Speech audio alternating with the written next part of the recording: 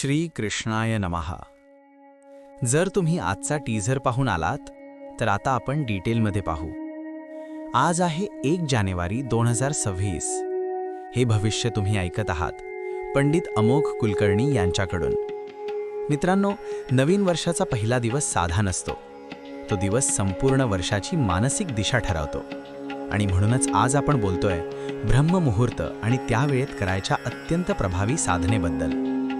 ब्रह्ममुहूर्त म्हणजे फक्त लवकर उठणं नाही, तो असा काळ असतो जिथे मन शांत असतं, विचार स्वच्छ असतात आणि ग्रहांची ऊर्जा थेट आपल्या चेतनेवर परिणाम करत असते। ब्रह्ममुहूर्त नेमका काय असतो, किती वाजता असतो आणि कोणत्या चुका टाळायच्या यावर आपण आधीच एक स्वतंत्र व्हिडिओ कव्हर केला आहे। तो व्हिडिओ नक्की पहा, कारण आजचा उपाय समजून घ्यायला तो खूप महत्त्वाचा आहे। ब्रह्ममुहूर्तात उठल्यानंतर सर्वात आधी आपले हात म्हणजे हातांच्या हातेल्या पाहाव्यात। हा क्षण खूप सूक्ष्म असतो। त्यावेळी मनात कोणताही गोंधळ नको। त्या क्षणी लक्ष्मी, सरस्वती, ब्रह्मा करदर्शन मंत्र स्क्रीनवर दिसत आहे। तो मंत्र शांतपणे मनात धारण करा।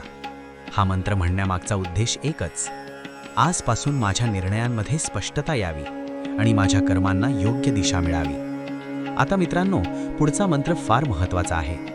हा मंत्र अनेक लोक दुर्लक्ष करतात, पण तो ग्रहदोष शांत करण्यासाठी अत्यंत प्रभावी मानला जातो।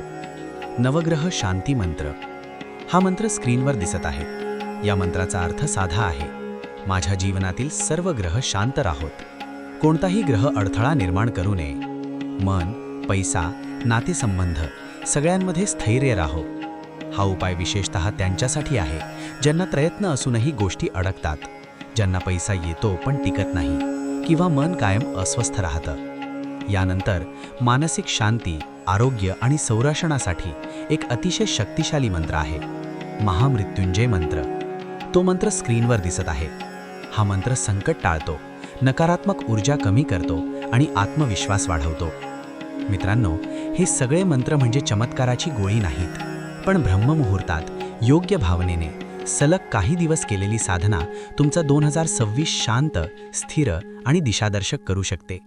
अशा साध्या पण प्रभावी उपायांसाठी जर तुम्ही चॅनल सबस्क्राईब केलत तर असे अनेक मार्गदर्शक व्हिडिओ तुम्हाला नियमित मिळत राहतील।